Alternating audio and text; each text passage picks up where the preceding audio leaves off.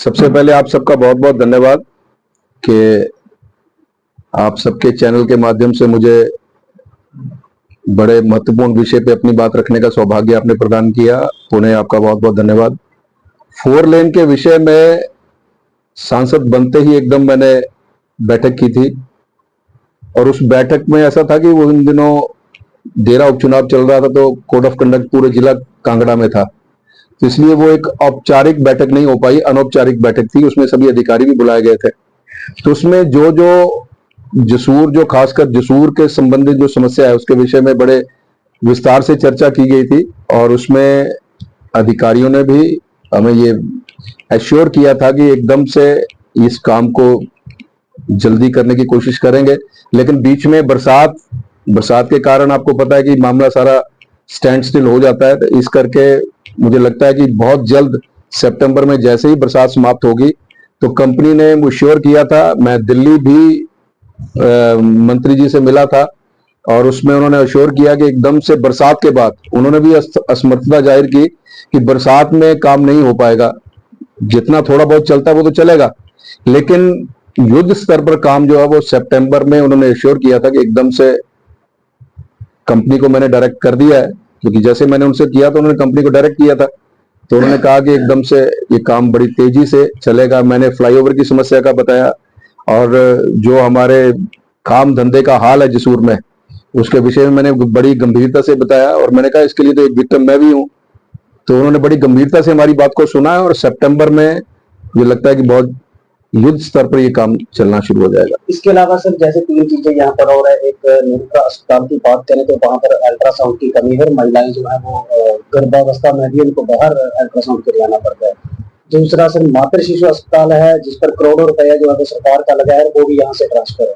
तीसरा सर एक है इसका चौगान में जो सर ये स्टेडियम तो वो भी बंद है, वो उसकी भी तो प्रॉपर सुविधा है, वो लोगों तक नहीं पहुंच पा रहे।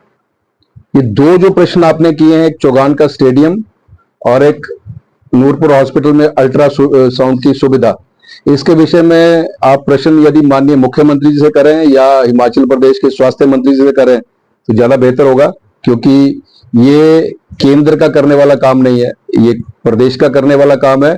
जब भी माननीय मुख्यमंत्री जी यहाँ आए या स्वास्थ्य मंत्री जी यहाँ आए या फिर यहाँ आए हुए थे हमारे उप मुख्यमंत्री महोदय, उनसे प्रश्न करना चाहिए था। ये मातृ शिशु हॉस्पिटल की जो आपने बात की है उसको, वो केंद्र की प्रायोजित योजना है, उसमें बहुत अच्छी और बड़ी बिल्डिंग तैयार हो गई। जब माननीय नड्डा जी पहले स्वास्थ्य मंत्री हुआ करते थे उन्होंने ये सौगात नूरपुर क्षेत्र को दी थी, लेकिन जैसे ही सरकार बदली, सरकार बदलते ही इस हॉस्पिटल को, मातृ शिशु हॉस्पिटल को शिफ्ट करके ऊना ले जाया गया। उस समय थोड़ी कमी रही है, हम सब में भी रही है और मैं तो कहता हूं कि पत्रकार मित्रों के माध्यम से भी रही है कि इस विषय को बड़ा गंभीरता से उस समय नहीं उठाया गया। लेकिन मैं जिस दिन पहली बार नड्डा जी के पास कर्टसी कॉल करने गया था, फिर से हमारे स्वास्थ्य मंत्री हो, तो मैंने पहला जो बात उनके सामने रखी थी यही रखी थी। तो बड़े आश्चर्यजनक हुए कि मुझे, मेरे ध्यान में नहीं है वो कैसे कहीं शिफ्ट हो सकता है। तो उन्होंने कहा है कि मैं इस बात का गंभीरता से संज्ञान भी लूंगा और ये जो कमी आई है उस कमी को पूरा करूंगा। तो उसके लिए तो मैंने तो यहाँ के लिए तो एक ट्रॉमा सेंटर की भी बात की है कि ट्रॉमा सेंटर, क्योंकि सैलानी आते हैं, एक्सीडेंट्स इतने अधिक होते हैं यहाँ पर और हमें इसके लिए पंजाब के ऊपर निर्भर रहना पड़ता है। लेकिन इसलिए मैंने कहा कि वहां पे ऐसी सुविधा हमारे पास उपलब्ध नहीं है। तो एक ट्रॉमा सेंटर, मतलब ट्रॉमा सेंटर यदि आ जाए तो ट्रॉमा सेंटर में लेटेस्ट जो एक्सीडेंट मैनेजमेंट ट्रीटमेंट है वो एकदम से उस ट्रॉमा सेंटर में सुविधा होती है। मैंने नूरपुर के लिए भी और जिला चंबा में बाथली के लिए भी ये विषय उठाया था। डॉक्टर साहब रेलवे के बारे में क्या कह रहे हैं आप? रेलवे के विषय में मैंने आपने लोकसभा में यदि मुझे सुना होगा बोलते हुए, तो मैंने तो यहाँ ये कहा था कि इसको ब्रॉडगेज किया जाना चाहिए रेलवे को। रेलवे यदि ब्रॉडगेज होगी तब हम तब कहीं जाकर हम इंडस्ट्रियलाइजेशन के बारे में सोच सकते हैं।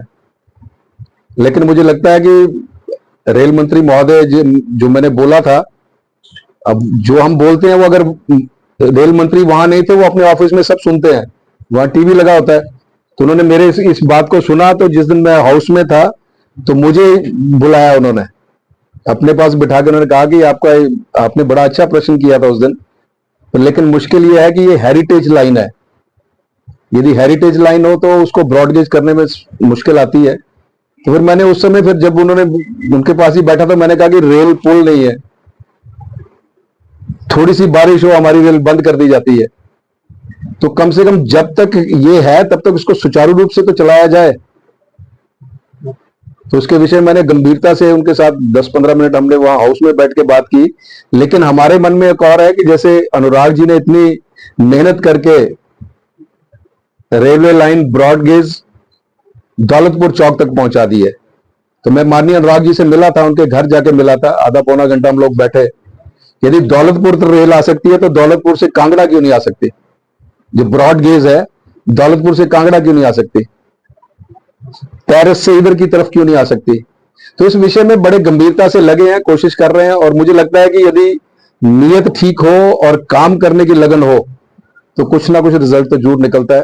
तो इस विषय में भी गंभीरता से विचार कर रहे हैं जी, और आने वाले समय में इसके कुछ ना कुछ परिणाम जरूर निकलेंगे। ठीक है।